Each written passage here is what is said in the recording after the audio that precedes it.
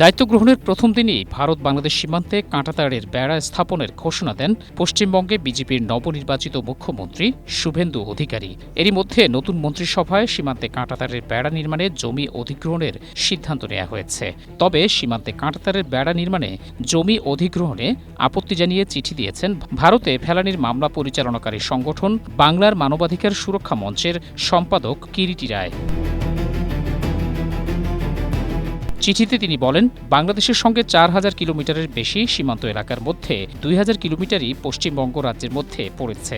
কিন্তু সীমান্তবর্তী এলাকায় ভারত সরকারের নিজস্ব কোনো জমি নেই। এসব জমির মালিক কৃষকরা। তাই কাঁটাতার থেকে সীমান্ত পর্যন্ত সকল জমি আইন মাফিক অধিগ্রহণের দাবি জানান তিনি। চিঠিতে আরও বলা হয়, দুই দেশের সীমান্তের মধ্যে কোনো স্থায়ী নির্মাণ গাঁথা সম্ভব নয়। কারণ কাঁটাতার যেখানে বসেছে সেখানেই কাঁটাতারের ওপাশে সীমান্ত পর্যন্ত কৃষকরা জমিতে চাষ করতে যেতে পারে না।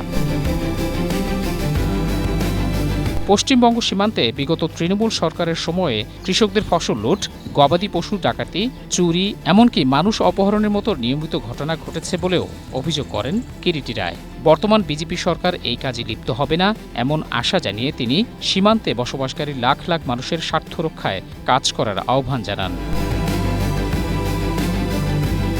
Desk report, Asia post.